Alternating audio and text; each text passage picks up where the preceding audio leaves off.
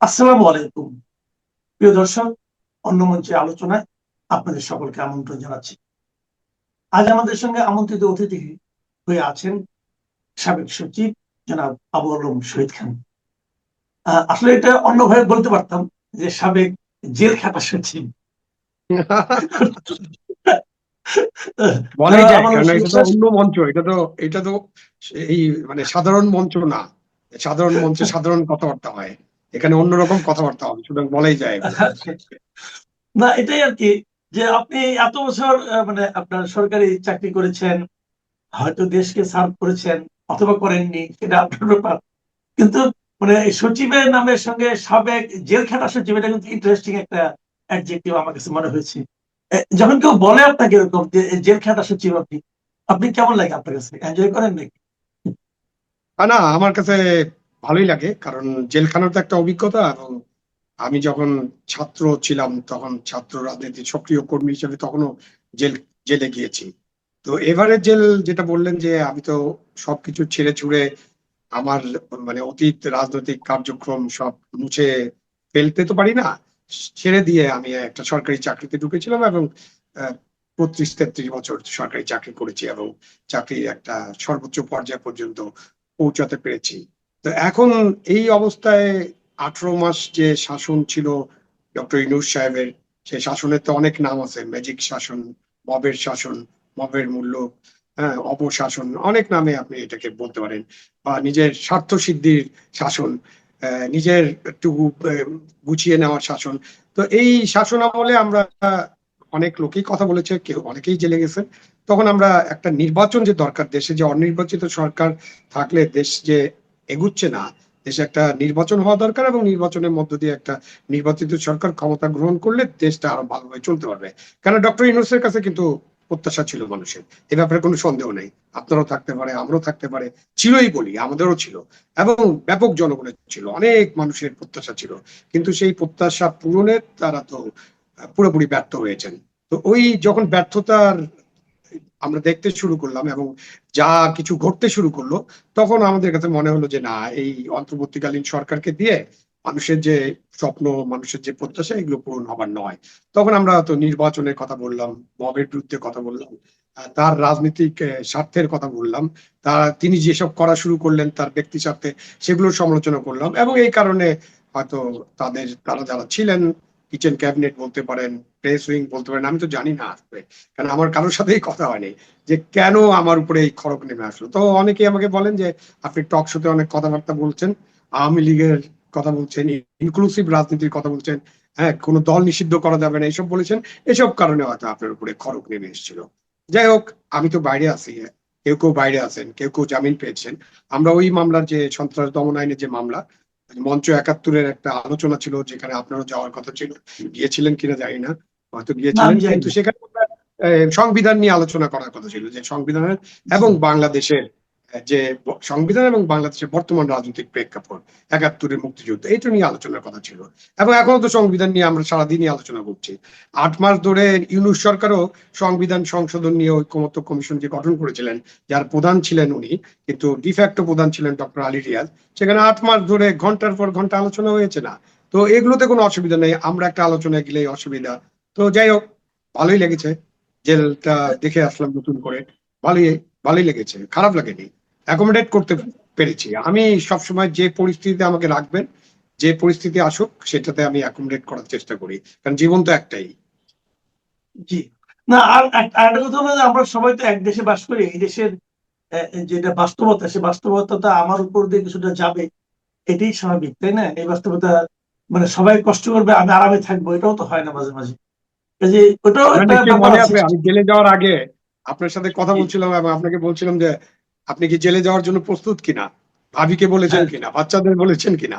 কারণ তখন জি। এরকমই মানে কিছু সোশ্যাল মিডিয়া, মানে সোকল সোশ্যাল মিডিয়া যে চালকরা, যারা বাইরে থেকে এটা পরিচালনা করেন এবং মানুষকে উত্তেজিত করেন, ইনফ্লুয়েন্সার বলে তাদেরকে, ব্যাড ইনফ্লুয়েন্সার আর কি, তারা যেভাবে কথাবার্তা বলছিল বিভিন্ন লোকের নামে, তখন আমার মনে হয়েছিল হ্যাঁ। যে আপনি বোধহয় জেলখানায় যাবেন। সেই জন্য আপনাকে আমি মানসিক ভাবে রেডি করলাম, দেখা গেল আমি জেলখানায় চলে গেলাম। আমি কিন্তু প্রস্তুত ছিলাম, আমি কিন্তু প্রস্তুত ছিলাম। আমার স্ত্রী আমাকে কেউ বলেছিল যে তুমি তো যাবা ঠিক আছে, যে তুমি একটু লো কমোড ইউজ করা শিখো, এর প্র্যাকটিসটা করো, কারণ ওখানে শুনেছি। এবং আমি ওই প্র্যাকটিসটা করে নিয়েছিলাম, ওটা করে নিয়েছিলাম। এখন পারি, এখন কোনো সমস্যা হবে না ইনশাল্লাহ। যাই হোক, আমরা আরেকটা প্রসঙ্গ, এই প্রসঙ্গটা এটা যদিও মানে একান্ত ব্যক্তিগত আলোচনা, আমরা এখানে এই অনুষ্ঠানে এরকম আলোচনাও করি, ব্যক্তিগত আলোচনাও করি, কারণ আমরা ব্যক্তি হিসেবে যে আমাদের উপলব্ধি, আমরা যেগুলো দেখি শুনি, সেগুলো তো সমাজের বাইরে না, আমরা ওগুলো নিয়ে কথা বলি। আমার একটা জিনিস জানার একটু আগ্রহ, আমি এটা আনিস আলমগীর আমাকে বলেছিল, যে আনিস আলমগীরকে যখন নিয়ে যাওয়ার সময় ওর সঙ্গে যে মোবাইলটা ছিল, ও নাকি সে পরে সেটা ফেরত পায়নি। তাই আমি ভাবলাম সমস্যাটা কি, এটা হয়তো কোনো একজন পুলিশ কর্মকর্তার স্ত্রী এখন ব্যবহার করছে, সমস্যা তো নাই কোনো। হ্যাঁ, এটা ভালো হাতেই করেছে। আপনি কি আপনার মোবাইল ল্যাপটপ যেগুলি যারা নিয়েছিলেন সেগুলি ফেরত পেয়েছেন? না, এখনো ফেরত পাইনি। তবে আপনি যেটা বললেন যে এরকম ঘটনা ঘটে যে যে যারা গ্রেফতার হন তাদের দামি মোবাইল টোবাইল থাকলে ওরা হয়তো পারিবারিক ভাবে কেউ ব্যবহার করেন, আইয়ুব সাহেবের কোনো আত্মীয় স্বজনকে দিয়ে দেন, এরকম ঘটনা ঘটে। কিন্তু এরকম ঘটনা যে 100% ক্ষেত্রে ঘটে সেরকম না। আমি যারা এই মামলার আসামি তারা শাহবাগ থানা থেকে তাদের মোবাইল সকলকে দিয়ে দেওয়া হয়েছে, বাট আমার মোবাইল এবং ল্যাপটপ এখনো টিভির হেফাজতে আছে, মানে আইয়ুব সাহেবের হেফাজতে আছে। ওনাকে অনেকবার অনুরোধ করা হয়েছে, লোক পাঠিয়েছে, কিন্তু উনি এখনো দেন নেই মোবাইল এবং ল্যাপটপটা। যে কারণে আমার আমার যে আপনি তো জানেন না, আপনি মোবাইলের মধ্যে আমাদের এখন পুরো কম্পিউটার থাকে, সব সবকিছু তথ্য থাকে, সবকিছু। যোগাযোগ থাকে, আমার কিছু লেখা যোগা ছিল সেগুলো থাকে।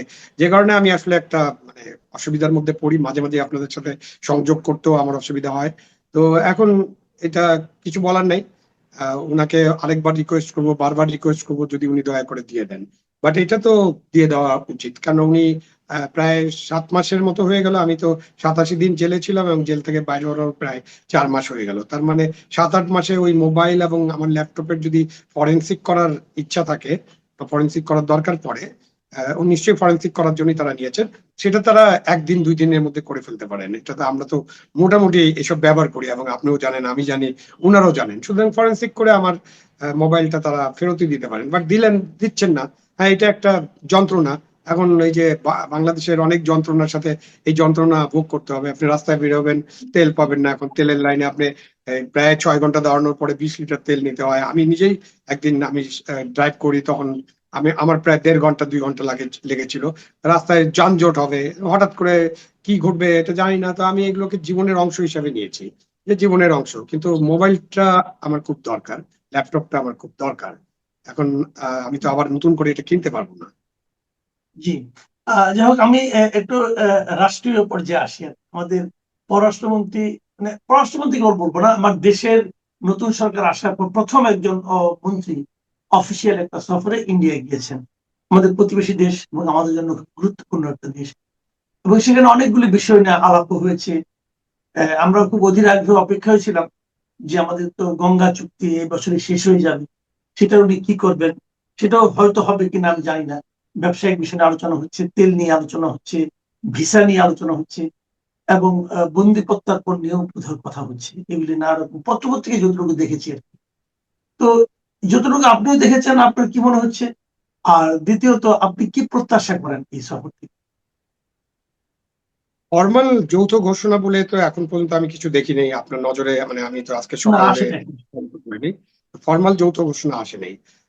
এই সফরটার ব্যাপারে দুটো ইম্পর্টেন্ট জিনিস হলো, প্রথম আমরা একটা শুভেচ্ছা সফর চেয়েছিলাম মরিশাস যাওয়া। মরিশাসের একটা প্রোগ্রাম আছে, ওই যাওয়ার পথে দিল্লিতে আমাদের পররাষ্ট্রমন্ত্রী এবং ওনার সাথে যে অ্যাডভাইজার আছেন পররাষ্ট্র উপদেষ্টা, উনিও বোধ গিয়েছেন, দুজন গিয়েছেন।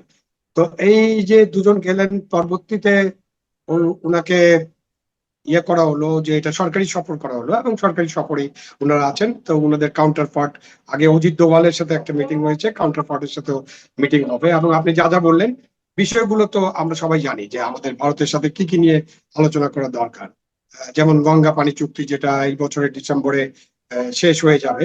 চুক্তি যে আমরা করেছি, শেখ হাসিনা যেটা করেছিলেন, তো এটা শেষ হয়ে যাবে। আমাদের তিস্তা পানি বন্টন চুক্তি নিয়ে অনেকদিন ধরে আমাদের মধ্যে আলোচনা হচ্ছে, টানাপোড়েন আছে। আমাদের বর্ডার কিলিং নিয়েও অনেক টানাপোড়েন আছে। এর মাঝখানে তো আমাদের ব্যবসা বাণিজ্যের বিষয় আছে। কেন আমরা যতই স্লোগান দেই, পিন্ডি ঢাকা বা দিল্লি ঢাকা আমরা যতই বলি, তারপরেও কিন্তু আমাদের দিল্লির সাথে একটা ভালো সম্পর্ক রাখার প্রয়োজন আছে। এই জন্য পররাষ্ট্রমন্ত্রীর প্রথম শুভেচ্ছা সফর এবং সরকারি সফর হয়েছে জি ইন্ডিয়াতে। এবং সেখানে ব্যবসা বাণিজ্যটা খুব ইম্পর্টেন্ট আমাদের যে শেখ হাসিনা যে ডিজেল পাইপলাইনটা উদ্বোধন করেছিলেন শেখ হাসিনা এবং মোদি, যেটা পার্বতীপুরে এসে শেষ হয়েছে ইয়া থেকে, শিলিগুড়ি থেকে। তো সেই পাইপলাইনে এখন ডিজেল আসছে, অন্তর্বর্তীকালীন সরকারের সময় এসছে। তখন কিন্তু এরকম আলোচনা হচ্ছিল যে এই পাইপলাইন দিয়ে আমরা নাকি আমাদের যত গ্যাস টেস আছে ওগুলো ভারতে পাঠিয়ে দিব। যাই হোক, অনেক আলোচনা হয়, অনেক সমালোচনা হয়, অনেক মিথ্যা তথ্য ছড়ানো হয়, কিন্তু আমরা এখন দেখছি যে ওই পাইপলাইনে ডিজেল আসছে। এবং পাইপলাইনের যে সক্ষমতা পুরো ব্যবহার করলে আমাদের ডিজেলের বিষয়টা আছে, ভারত থেকে আমাদের অবশ্যই তেল ডিজেল এগুলোর দরকার আছে, ওই পাইপলাইনে শুধু ডিজেল আসবে। এবং ভারত থেকে আমাদের অন্যান্য পণ্য, পেঁয়াজ দরকার হলে পেঁয়াজ, আলু দরকার হলে আলু, আপনার চাল দরকার হলে চাল। সুতরাং একটা ব্যবসা বাণিজ্য। এবং ভারতের সাথে আমাদের একটা চুক্তি ছিল যেখানে আমরা আমাদের কিছু গার্মেন্টস এর জিনিসপত্র এয়ার ফ্রাইটে পাঠাতে পারতাম, সেটা আবার দিল্লি বা মুম্বাই থেকে বিদেশে চলে যেত। সেই ইয়েটা তারা অন্তর্বর্তীকালীন সরকারের সময় বাতিল করেছেন। আমাদের এইটা আলোচনা করার দরকার নেই যে অন্তর্বর্তীকালীন সরকারের সময় ভারতের সাথে যে সম্পর্ক, সেই সম্পর্কটা কিন্তু একেবারেই তলানিতে পৌঁছে গেছিল। কারণ অন্তর্বর্তীকালীন সরকারের নানান কথাবার্তা, আচার আচরণ এবং ভারতের যে নির্বাচিত সরকার ছাড়া ওনার কারোর সাথে ডিল করবে না, এই অ্যাটিটিউডটা নেওয়ার ফলে তখন একেবারে সম্পর্কটা তলানিতে পৌঁছে গেছিল। এবং আমাদের তারপরেও কিন্তু তেল এসেছে, আপনার পেঁয়াজ এসেছে, চাল এসেছে যখন প্রয়োজন হয়েছে। কিন্তু ওই ডিপ্লোম্যাটিক সম্পর্কটা ভালো ছিল না, এটা আমরা বলতে পারি। এখন একটা নির্বাচিত সরকারের সময় ভালো ডিপ্লোম্যাটিক সম্পর্ক গড়ে উঠবে, এটা আমরা প্রত্যাশা করতেই পারি। তো সব আলোচনার মধ্য দিয়ে আমরা কোথায় যেতে পারবো এটা আমি ঠিক জানি না, কেন গঙ্গা পানি চুক্তি একটা অনেক বড় ইস্যু। আমার মনে হয় ওইটাতে শীর্ষ পর্যায়ের বৈঠক লাগবে, মানে পররাষ্ট্রমন্ত্রী পর্যায়ে এটা সমাধান হবে না। এটা ডিসেম্বরে শেষ হলেও এই পানি চুক্তি কিন্তু চালু থাকবে। কারণ আমাদের সাবেক প্রধানমন্ত্রী শেখ হাসিনা যখন এই চুক্তিটা করেন, তখন সেখানে একটা ক্লজ আছে যে যদি আমাদের মধ্যে মতভেদ হয় বা চুক্তি রিনিউ না হয়, তাহলে যা এখানে আছে সেটা চলতে থাকবে। সুতরাং ওইটা আমাদের চালু থাকবে বলে আমি আশা করি। নিশ্চয়ই ভারতের পক্ষ থেকে ওই আচ্ছা, এটা অনুচ্ছেদটা অন্য একেবারে একটা বাদ ব্যাখ্যা হয় দিয়ে না? দেওয়া হবে। না, জি এটা অন্য একটা ব্যাখ্যা হয় না? সেই ব্যাখ্যাটা হলো গিয়া যে কোনো মতভেদ তো হয়নি, মেয়াদ শেষ হয়ে গেলে চুক্তি শেষ হয়ে যাবে, এটা তো হতে পারে। ভারত যদি বলে যে কোনো মতভেদ হয়নি, কাজে চুক্তির মেয়াদ শেষ, চুক্তি শেষ। না, সেটা সেটা বলবে না। সেটা বলা, হ্যাঁ, এটা ব্যাখ্যা করতে পারে বা ভারত এটা বলবে না, কারণ ওই চুক্তিতে যেভাবে লেখা আছে সেটা হলো যে আমরা যদি চুক্তিতে আবার নতুন করে চুক্তি না করি বা মতভেদ হয়, হ্যাঁ, তাহলে হয়তো মতভেদ আমরা একটা প্রকাশ করতেই পারি যে আমাদের চুক্তিটা চালু করা হোক। তো গঙ্গা হ্যাঁ, পানি চুক্তির বিষয়ে যে স্পেশাল ক্লজটা আছে সেটা তো থাকলে পানি চুক্তি নবায়ন আমাদের জন্য একটা বড় ইস্যু, চ্যালেঞ্জ, এবং এটা চলতে থাকবে। এটা আমাদের প্রত্যাশা, মানে আমার মনে হয় যে এটা সম্ভব। কিন্তু তিস্তা পানি চুক্তি কিন্তু এটা নিয়ে কথাবার্তা হবে, কারণ এটা টানাপোড়েনটা থেকে যাবে। ওইখানে ভারতের যে সংবিধান আছে সেই অনুযায়ী আপনার পশ্চিমবঙ্গের একটা রোল আছে সেখানে। মমতা ব্যানার্জি যদি নির্বাচিত হন, তিনি অথবা যারা নির্বাচিত হবেন তারা কিভাবে এটা দেখবেন তার উপর অনেকটা নির্ভর করবে। ব্যবসা বাণিজ্য হয়তো আপনার ভালো হবে, এটা প্রত্যাশা করা যায়। এবং আরো অনেক আলাপ আলোচনার বিষয় আছে, সেগুলো আলাপ আলোচনা করতে হবে। করার মধ্য দিয়ে প্রত্যর্পণ চুক্তি নিয়ে আলাপ আলোচনা হতে পারে, বাট এই আলাপ আলোচনা কতদূর গড়াবে এটা দেখতে হবে, এটার জন্য অপেক্ষা করতে হবে। এগুলো এই ভিজিটেই সবকিছু হয়ে যাবে এরকম আমি মনে করছি না, মনে করার কোনো কারণ নেই। আচ্ছা, আরেকটা জিনিস আমি দেখলাম যে কালকে আমাদের যোগাযোগ মন্ত্রী, রেলমন্ত্রী, উনি বললেন যে ভারত থেকে নাকি রেলের প্রায় 200টার মতো বগি ওনারা আনতেছেন। তো এটা তো একটা বড় মানে ডেভেলপমেন্ট। আবার এর মধ্যে দেখলাম যে আপনার পাইপলাইনে কিছু তেলও চলে আসছে, এবং পররাষ্ট্রমন্ত্রী হয়তো এই বিষয়টা নিয়ে আলোচনা করবেন যে আরো কিভাবে তেল আনা যায়। তো এই যে জিনিসগুলো আসছে ভারত থেকে এত কিছু, তো আমরা কিন্তু দেখেছি যে গত 18 মাসে এক ধরনের প্রচারণা ছিল যে ভারত খুবই খারাপ, ভারতের জিনিসপত্র খারাপ, ভারতের জিনিসপত্র আনলে আমাদের ইমান নষ্ট হয়ে যেতে পারে। কিন্তু এখন এইগুলি যে আনতেছে, এই যে তেলগুলি, এগুলি হালাল হবে তো? অথবা এই বগিতে আমরা কি উঠতে পারবো? তারপরে আমাদের উজু থাকবে? এই ধরনের কোনো সমস্যা হবে কিনা? এটা নিয়ে আপনার কোনো ধারণা আছে? না, এটা তো আলোচনার কোনো দাবি রাখে না, এখানে এইসব এমন বিষয় মানে যে বাতুল বিষয় বলে না বাংলাতে একটা কথা, যে এগুলো এমন বিষয় এবং এমন কথাবার্তা যেগুলোর কোনো বেসিস নাই, এবং যারা এটা বলেন তারা নিজেরাও এটা বিশ্বাস করেন না। কারণ এরকম আমরা পত্র পত্রিকায় দেখেছি যে চিকিৎসার জন্য নিজের বাবা মাকে ভারতে পাঠানো হয়, ওনারা নিজেরাও ভারতে যান, ওখানে তাদের তারা যেতে চান। এইসব আলাপ আলোচনা হচ্ছে যে বাংলাদেশের জনগণের মধ্যে সেই পাকিস্তান আমল থেকে, মানে যখন 47-এর দেশ ভাগ হলো তখন থেকে যে ভারত বিরোধী প্রচারণা, ভারতের বিরুদ্ধে যে সমস্ত অভিযোগ, সে সমস্ত অভিযোগ তো চলে আসছে, এবং এইটা দিয়ে অ্যান্টি ইন্ডিয়া একটা আমাদের পলিটিক্যাল কার্ডের মতো। সো যারা অ্যান্টি ইন্ডিয়ান সেন্টিমেন্টকে পলিটিক্যাল কার্ড হিসেবে ব্যবহার করতে চান তারা সবসময় এগুলো বলেন। এমনকি আমাদের বড় দল যারা এখন ক্ষমতা আছেন তারাও এক সময় এটা করেছেন, খুব অল্প হলেও করেছেন, কিন্তু অন্যরা অনেক বেশি করেছেন। কিন্তু এখন দেখেন যে আমাদেরকে এই সুসম্পর্কটা রাখতে হবে। রাখার কারণ হলো যে আমাদের টিকে থাকার জন্য বা আমাদের স্বার্থের জন্য আমাদের প্রয়োজন। এখন তেল প্রয়োজন, ঠিক আছে, ভারত থেকে আপনি যখন আপনার তেলের অন্য সাপ্লাই আসবে, আমি সবসময় এটা বলি যে আপনার বিকল্প থাকলে, এবং সেটা যদি বিকল্প থাকে এবং বাজার মূল্য যদি কম হয় এবং পণ্যের মান যদি ভালো হয়, তাহলে আমি ভারতের কাছে আনবো কেন? আমরা তো কোনো ভারতের এজেন্ট না, আমি তো ভারতের পক্ষের লোক না, আমার ভারতের পক্ষে আমার থাকার কোনো কারণ নাই।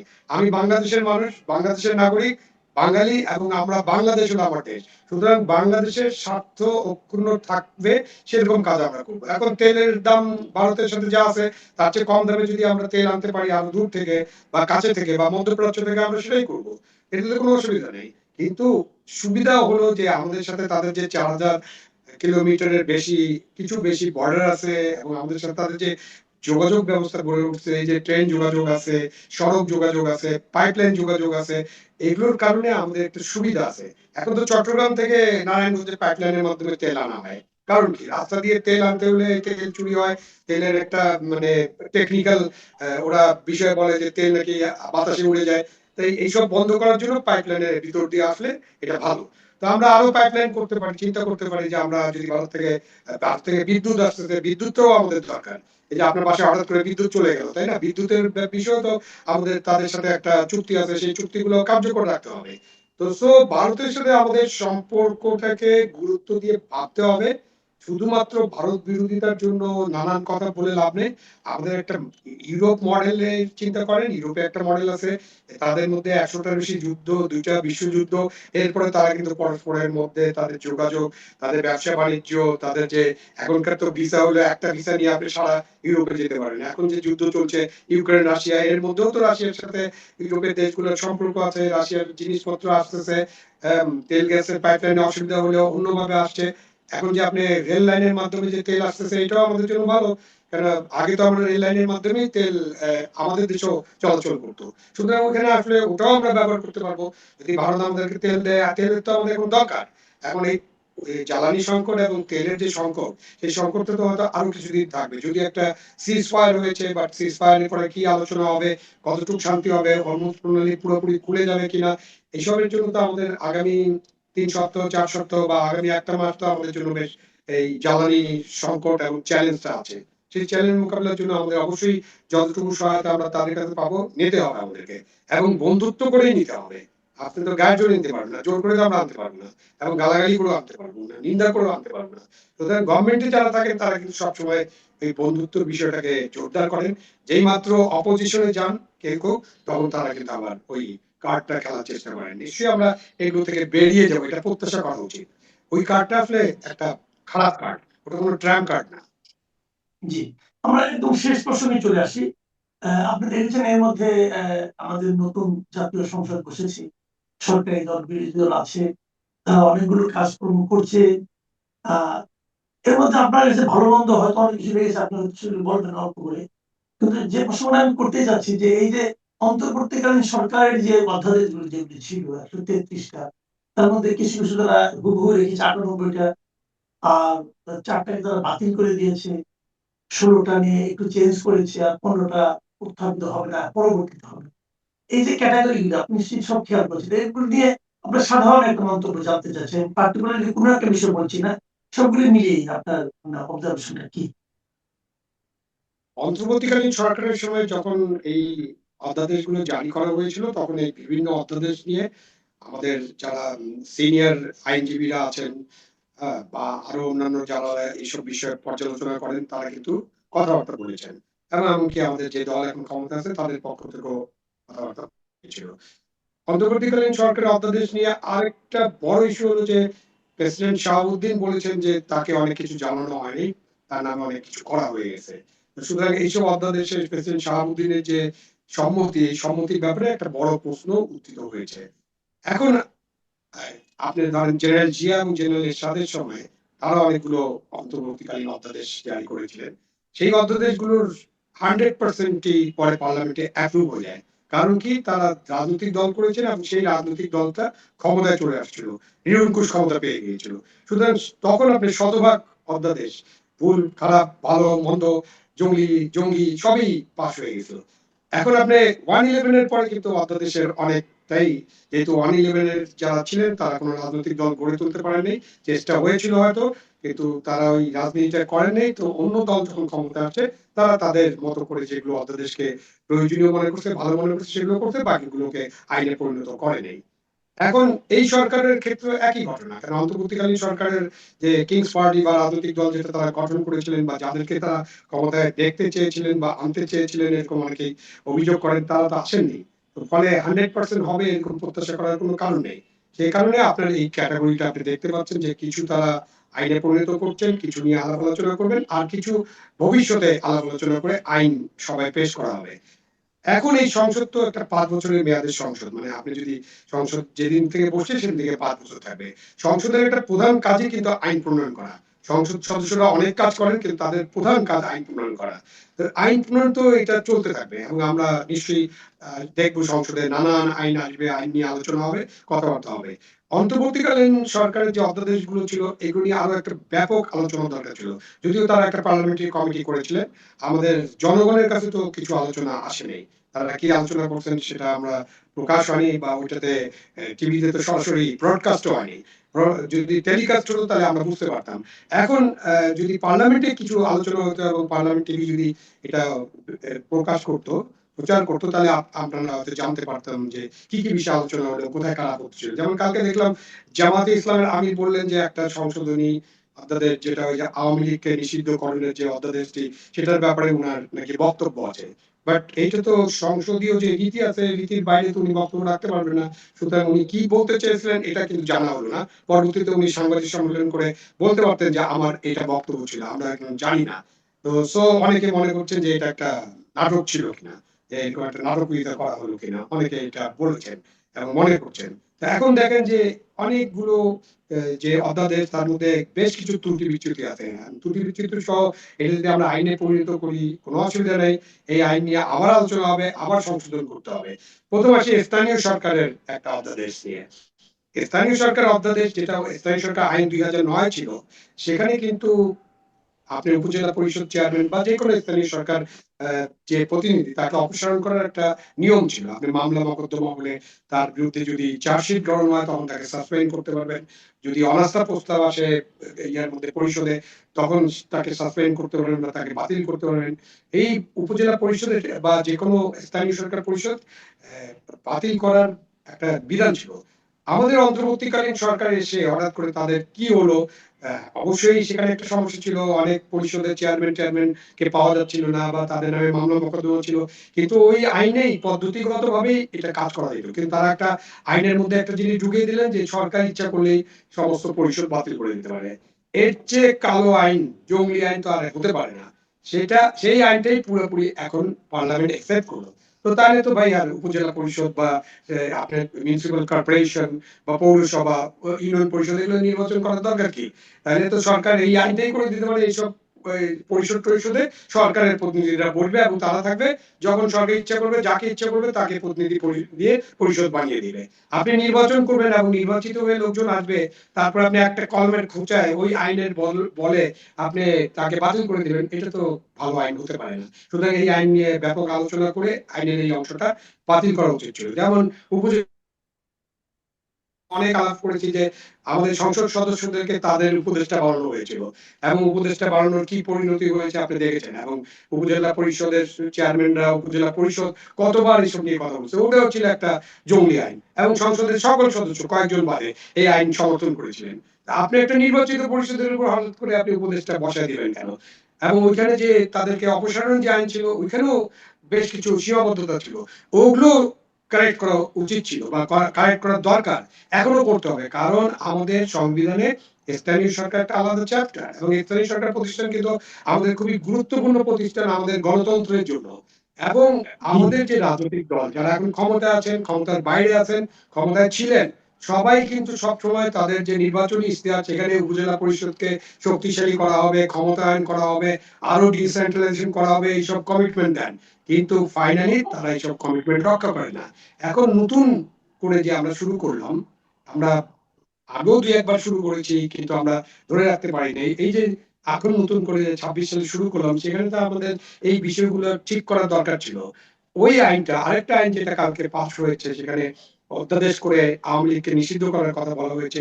এটা নিয়ে তো আমাদের অনেক আলাপ আলোচনা হয়েছে। সেই সময় অন্তর্বর্তীকালীন সরকারের সময় কোন রাজনৈতিক দল নিষিদ্ধ করা নিয়ে অনেক লোক মতামত ব্যক্ত করছেন এবং সিনিয়র আইনজীবীরা মতামত ব্যক্ত করছেন। এমনকি বিএনপির নেতারা মতামত ব্যক্ত করেছেন যে এটার সমাধান রাজনৈতিক সমাধান হতে হবে। আইন করে নিষিদ্ধ করা বা আদেশ দিয়ে নিষিদ্ধ করা এটা কোন সমাধান হতে পারে না। এখন ওই আইনটা পুঙ্খানুপুঙ্খ যেরকম ছিল সেরকমই যদি পার্লামেন্ট পাস করে দেয়, তাহলে এতদিন ধরে যে আলাপ আলোচনা হলো, যে ইনক্লুশন এর কথা নিয়ে আমরা আলোচনা করছি এবং আপনার নিশ্চয়ই মনে আছে তারেক রহমান সাহেব যখন সংখ্যাগরিষ্ঠতা পেলেন, যখন তিনি মানে উঠবি প্রধানমন্ত্রী, তখন তিনি কিন্তু বলেছিলেন যে আমি কিন্তু সকলের নেতা, আমি সকলের প্রধানমন্ত্রী হব। আমাকে যারা ভোট দিয়েছেন আমি তাদেরও, আমাকে যারা ভোট দেননি আমি তাদেরও, এবং যারা ভোট দিতে আসেননি তাদেরও প্রধানমন্ত্রী হব। তো সুতরাং উনার এই বক্তব্যের পরে তো জনগণ বা অন্য সবাই আমরা তো একটা প্রত্যাশা করি। আমরা একটা প্রত্যাশা করি যে আমাদের যে রাজনৈতিক কালচার, যে প্রতিহিংসার কালচার, বিদ্বেষের কালচার, এই সংস্কৃতি থেকে আমরা বেরিয়ে আসতে পারবো। সুতরাং আমি এখনো প্রত্যাশা করি যে আমরা নিশ্চয়ই আলাপ আলোচনা করে এই সব জিনিস থেকে বেরিয়ে আসতে পারবো এবং আইনগুলো আরো ভালোভাবে পর্যালোচনা করার সুযোগ আছে। পার্লামেন্ট সেশন বসবে, আরো পর্যালোচনা হোক। আমরাও আলাপ আলোচনা করি, তারাও অংশীজনদের সাথে আলোচনা করুন। করে আমরা নিশ্চয়ই একটা ভালো প্রত্যাশার দিকে, ভালো বাংলাদেশের দিকে এগিয়ে যেতে পারবো। জি, অনেক ধন্যবাদ। অনেক ধন্যবাদ জনাব আনোয়ার মোশাররফ খান। আমরা অনুষ্ঠান শেষ করব। শেষ করার আগে ব্যক্তিগতভাবে আমি প্রার্থনা করব যেন আপনি দ্রুত আপনার ব্যক্তিগত প্রপার্টি পুলিশের কাছ থেকে ফেরত পান। প্রিয় দর্শক, আমরাও তুমি ফেরত পেলে আমরা আশা করি আপনাদেরকে জানাতে পারবো। আপনারা সবাই ভালো থাকবেন। ধন্যবাদ। আল্লাহ হাফেজ।